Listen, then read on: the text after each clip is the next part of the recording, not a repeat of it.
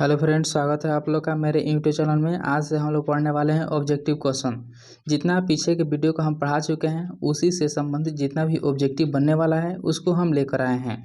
यदि उस वीडियो को आप लोग नहीं देखे हैं तो उस वीडियो को ज़रूर देखें, क्योंकि उसी में कंसेप्ट छुपा हुआ है और उसी कंसेप्ट पर आधारित जितने भी ऑब्जेक्टिव बनने वाले हैं उसको हम आज से बताने वाले हैं।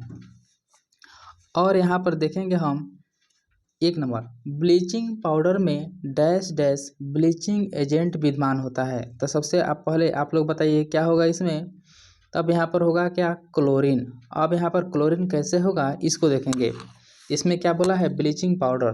तो सबसे पहले याद कीजिए ब्लीचिंग पाउडर का सूत्र क्या होता है, CaOCl2, कैल्शियम ऑक्सीक्लोराइड। क्या होता है, कैल्शियम ऑक्सीक्लोराइड।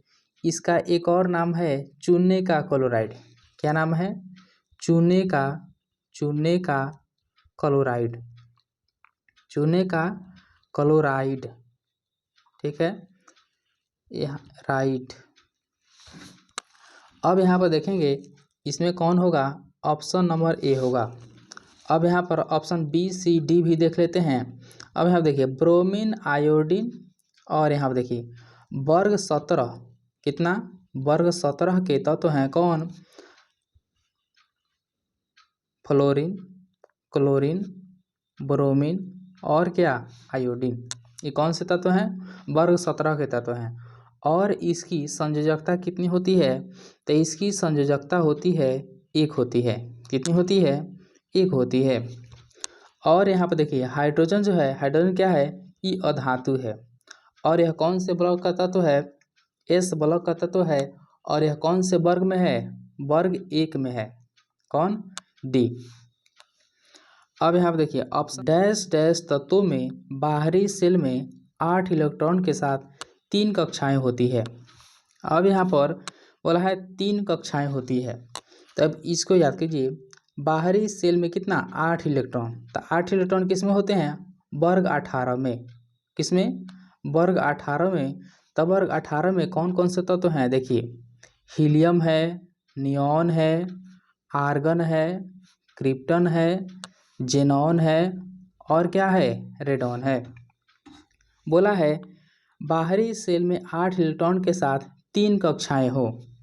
यहाँ पर हीलियम है, तो हीलियम है, इसमें कितनी कक्षाएं होंगी, 1 कक्षाएं होंगी। नियॉन में कितनी कक्षाएं होंगी, 2 कक्षाएं होंगी। आर्गन में कितनी कक्षाएं, 3। क्रिप्टन में कितनी कक्षाएं, तो 4 होगी। और यहाँ पर जेनॉन में कितनी होगी, तो 5 होगी। और यहाँ पर रेडॉन में कितनी होगी, 6 होगी। अब आप लोग बोलिएगा 1 2 3 4 5 6 कैसे बैठा दिए हैं। तो 1 2 3 4 जो है ये आवर्त की संख्या है। क्या है, आवर्त की संख्या है। यदि पहले आवर्त में तत्व है तब पहले एक कक्षाएं हो जाएगी। अगर दूसरे आवर्त में है तो 2 कक्षाएं हो जाएगी। अगर तीसरे आवर्त में है तो 3 कक्षाएं हो जाएगी। चौथे आवर्त में है तो 4 कक्षाएं हो जाएगी। इसी क्रम में आप लोग बैठा लीजिएगा।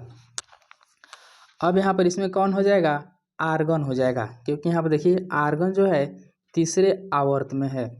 अब यहाँ पर देख लेते हैं मोसले के पीरियोडिक टेबल में, इनके मोसले के पीरियोडिक टेबल में आवर्त की संख्या कितनी है। मोसले के पीरियोडिक टेबल में आवर्त की संख्या याद कीजिए, कितना पढ़ाए थे हम, 7 होता है। और वर्ग की संख्या कितनी है, तो वर्ग की संख्या 18 है।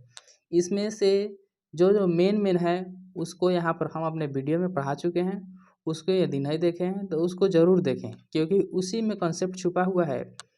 और यहाँ पर उसी पर आधारित देखिए ये रेलवे में पूछा गया क्वेश्चन है। अब यहाँ पर अब देखिए, अब हम 3 नंबर क्वेश्चन देख लेते हैं। 3 नंबर क्या दिया है, 3 नंबर दिया है जब तार की लंबाई को दोगुनी की जाए तो ए मीटर के रीडिंग डैश डैश कम हो जाती है। अब इसमें बताइए क्या होगा, तो इसमें हो जाएगा ऑप्शन नंबर बी, क्या हो जाएगा, आधी हो जाती है। अब आधी कैसी हो जाती है, तो फार्मूला याद कीजिए। फार्मूला होता है रो बराबर आर ए बटा कितना हो जाता है, एल हो जाता है। रो क्या है, प्रतिरोधकता है। आर क्या है, प्रतिरोध है। ए क्या है, क्रॉस सेक्शन एरिया है, अनुप्रस्थ काट का क्षेत्रफल, किसके, तार का।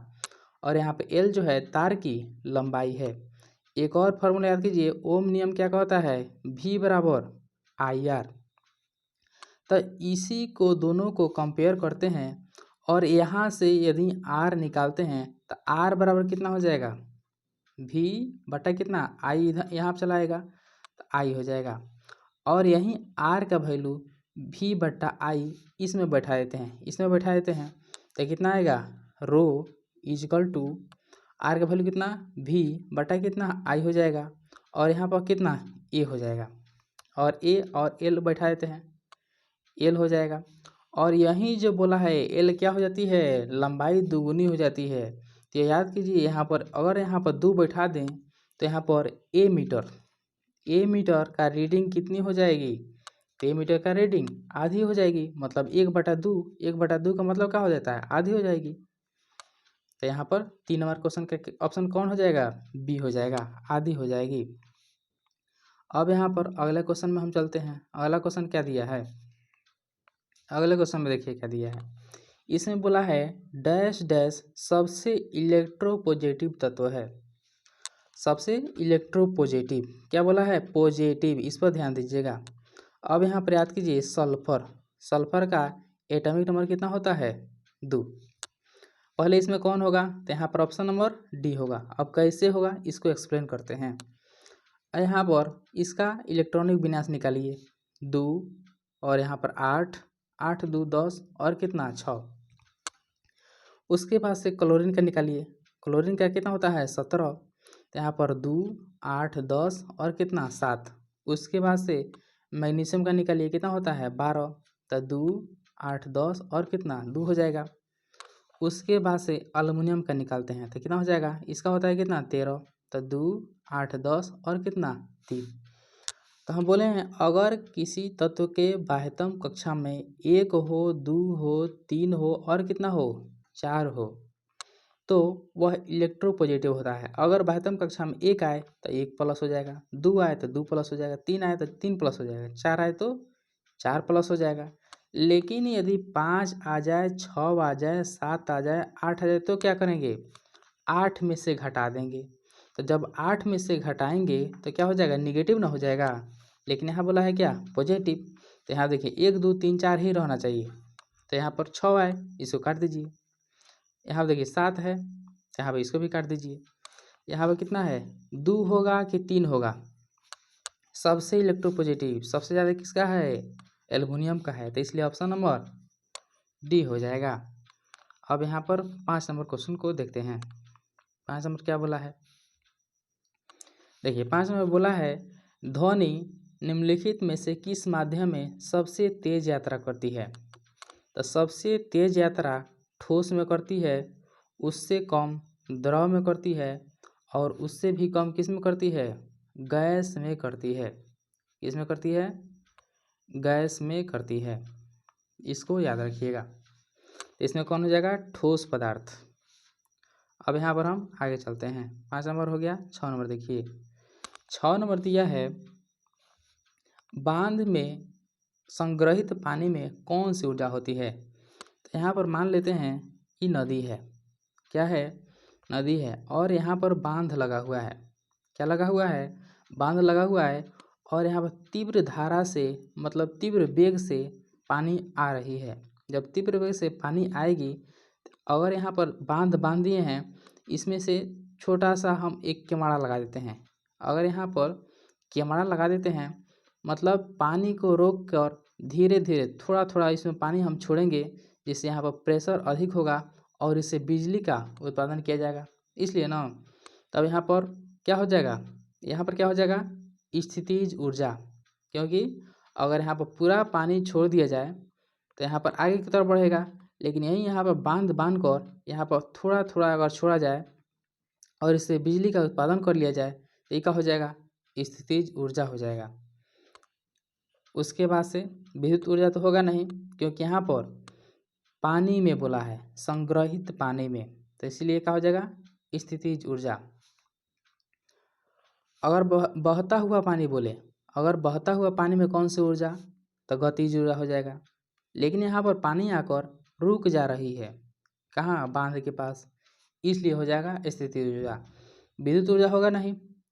अब यहाँ पर क्या गतिज ऊर्जा, जब पानी में बोलेगा बहते हुए पानी में कौन सी ऊर्जा, तो गतिज ऊर्जा। यहाँ पर गुरुत्वाकर्षण का कोई चर्चा ही नहीं है, तो इसलिए ऑप्शन में कौन होगा, ए होगा। अब यहाँ पर आगे चलते हैं, आगे क्या बोला है, साथ में बोला है पृथ्वी की सतह के नीचे फंसी गर्मी को क्या कहते हैं। तो पृथ्वी है, अगर ये पृथ्वी है तो इसके अंदर जितना भी गर्मी है, जैसे मैं एग्जांपल यहाँ पर ज्वालामुखी ये क्या हो जाएगा, भूतापीय ऊर्जा। जीवाश्म ऊर्जा होगा नहीं, ज्वारीय ऊर्जा होगा नहीं, परमाणु ऊर्जा होगा नहीं, तो कौन होगा, भूतापीय ऊर्जा। आगे बढ़ते हैं, यहाँ पर देखिए ये क्या बोला है, मोल्स की संख्या। क्या बोला है, मोल्स की संख्या। मोल्स की संख्या निकालना अभी नहीं पढ़ाए हैं, तो मोल की संख्या जब निकालना बता देंगे तो उसमें बताएंगे जी कैसे होता है। तो अभी इसको याद रखिए, कितना याद नहीं रखना है, इसको बनाना है। तो अभी मोल्स की संख्या नहीं पढ़ाए हैं।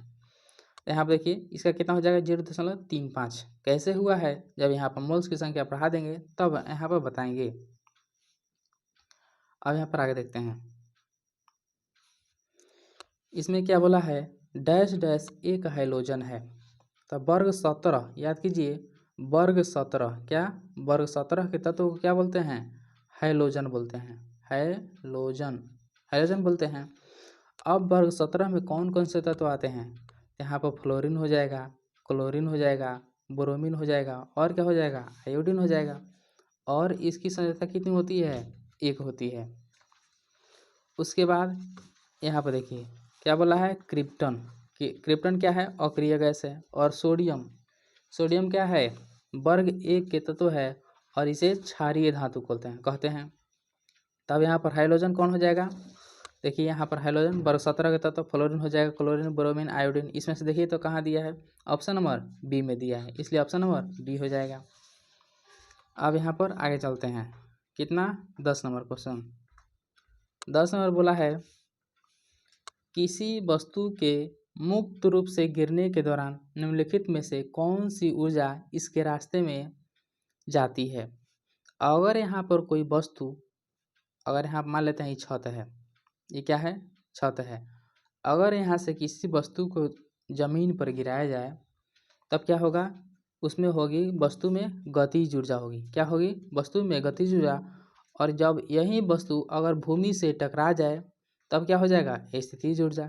वस्तु में क्या होगी, स्थितिज ऊर्जा होगी। लेकिन भूमि से टकराने से पहले इसमें कौन सी ऊर्जा होगी, गतिज ऊर्जा। लेकिन जैसे टकरा गई तो हो जाएगी स्थितिज ऊर्जा। एक और यहाँ पर potential energy plus kinetic energy बराबर क्या होता है, यांत्रिक ऊर्जा। क्या होता है, यांत्रिक ऊर्जा। इसलिए इसमें कौन हो जाएगा, ऑप्शन नंबर ए हो जाएगा। अब यहाँ पर आगे चलते हैं, आगे क्या दिया है, 11 नंबर बोला है जिंक सल्फेट के मिश्रण में कॉपर धातु को डुबाया जाता है। तो क्या होगा, तो देखिए जिंक धातु हो गया, चाहे सोना हो गया, चाहे चांदी हो गया, ये सब क्या है, अक्रिय तत्व है। क्या है, अक्रिय तत्व हैं। यह किसी से अभिक्रिया नहीं करते हैं। क्या, यह किसी से अभिक्रिया नहीं करते हैं, इसलिए क्या हो जाएगा, ऑप्शन नंबर ए हो जाएगा। अब यहाँ पर ख़त्म हो गया। अब यहाँ पर नेक्स्ट क्लास में जितने भी ऑब्जेक्टिव बनने वाले हैं पीरियोडिक टेबल से संबंधित, उसको लेकर आने वाले हैं। अगर आप लोग को अच्छा लगे तो लाइक एंड सब्सक्राइब अवश्य करें।